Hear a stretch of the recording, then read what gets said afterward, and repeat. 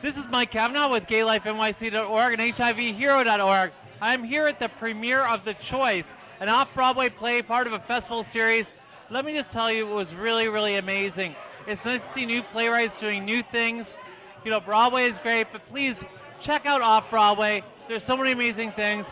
By the way, I'm wearing a shirt by Michael Ruiz, who is one of my friends. Go to his website, MikeRuiz.com. Buy a shirt. Some of the proceeds go to the California Center, which helps kids that are homeless in New York City. It's an amazing cause.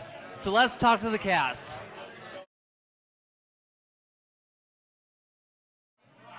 I'm here with Ricardo, the playwright, and Ciao. and Josh from the Stars. Yes, hello, hello. Nice to meet you both. So tell me, what inspired you to write this play? Well, I saw kind of studies. I mean, I read a lot of literature, and I saw a study on a newspaper about people doing an experiment in a closed house in Sweden, and about who is gonna leave the house first in case of an eclipse. And some of the people were gay. And the funny part was between the gay and the straight, nobody actually would leave the house. Everybody would just stay there because they would actually be scared to jump on each other's feet. So they're just I'm just gonna stay here to die. Well, I really liked it because it was very, very interesting and had a lot of great messages. You know, people exploring their personalities and finally talking about in the time of death the things that are wrong with them, which kind of brings that out. Was that part of what you were trying to do? Absolutely. And I also want to challenge people and compel people in a way what would you do in your last moment? And if you're in a room with strangers and those strangers happen to be people that you're not related with, what would be your choice? I mean, your choice to be? I don't know. I kind of always wonder about myself. I wonder about others too, especially with such a different characters. Yes, I liked it because it was intelligent. It was like a psychological kind of journey, and it was kind of cool. So you were in the Stars, and you were very good. Thank you. Yeah, I played Will Douglas. Yes. And tell me, what was the challenge for you in this role? Oh, the challenge. Well, actually, working in a play where my boyfriend wrote the script is one.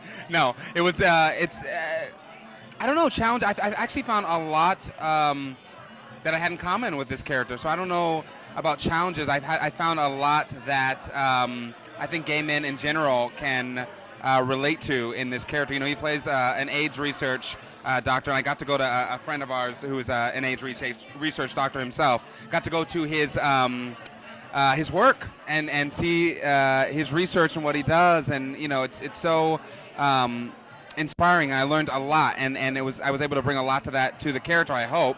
And so I think the character himself has he has a lot to say. There's a lot about him going on, and I think that gay men, anybody can relate to him.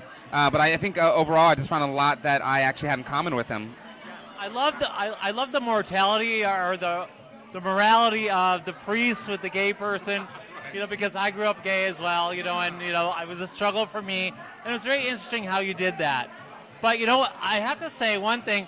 These two are a couple, by the way, very cute couple, and you did not get this role just because he's your boyfriend, because you know what? I would say that otherwise, but you're really good, so congratulations. Oh, thank you. Hey, well, I told him I will not do this unless you let me audition first. So originally, I did audition for the role. I just want to have that on record. Plus, as to add, is the director of the play is my ex-boyfriend. Oh my God, it's a love triangle. I love it.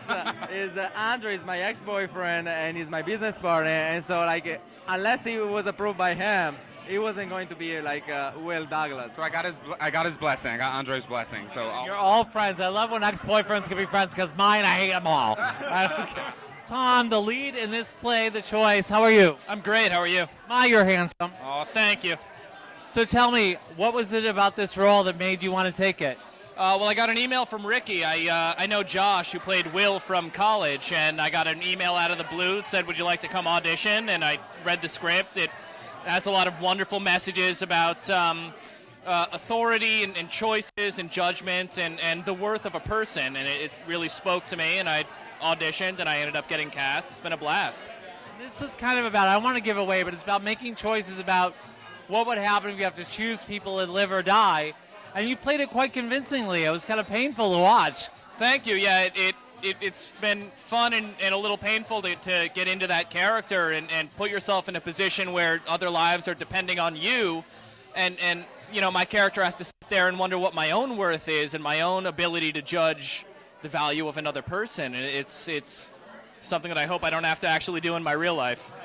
And you were like kind of a gambler in your role. How did you learn those card tricks? Well, there's an old Anthony Hopkins movie called Magic that I saw when I was about 12, and he does that. It's called a Charlier, the one-handed cut, and I thought, that looks cool, I'll learn that. And so it's on my resume, and at my callback for the show, Andre and Ricky were like, hey, can you show us some card tricks? We might want to use that for the show.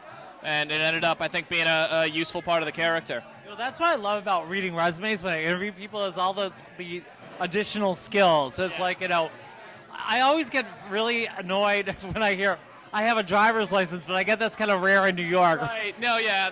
My father used to be an actor, and he always insists that I put that on there just in case it gets me a commercial job. What else do you have in your resume that's kind of weird? Come on, tell me. Weird stuff. I was in a show a couple months ago where I played Clark Kent, Superman. I needed to get into a phone booth to change into my Superman costume, but there was a bum in there who wouldn't leave, and it was about trying to figure out how Superman is trying to get this guy out, but he can't be Superman because he's still wearing his Clark Kent clothes. Awesome. So we're a site for newly diagnosed people living with HIV. Do you have any message about prevention and why it's so important? Well, obviously it's always important to be safe and have a trusting relationship and take all necessary precautions.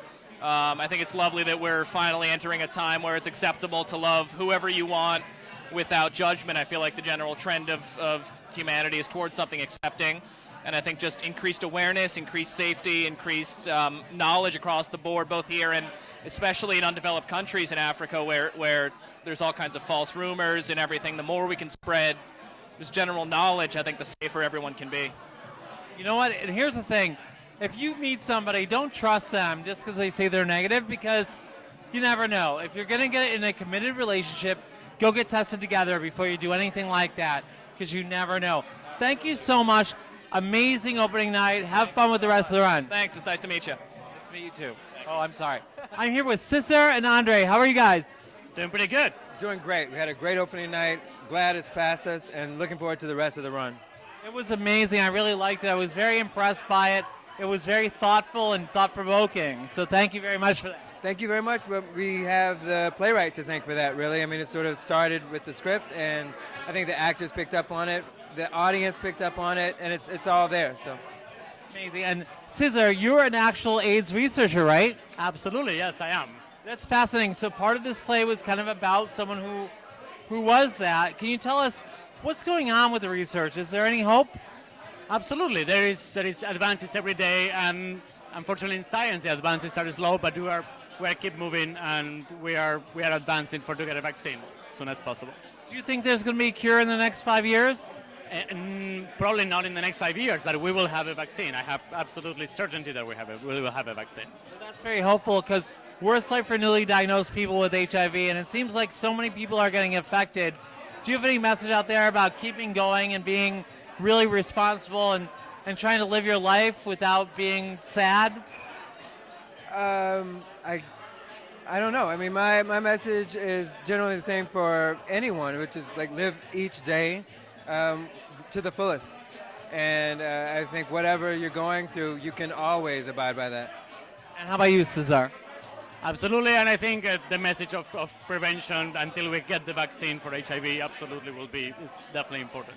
And once again, I say, please be safe out there. But if you get it, there is hope out there. Gay Life NYC is there to give you all the information you need. And thank you to Cesar and all the people that are helping to make this disease go away. So thank you very much for what you do.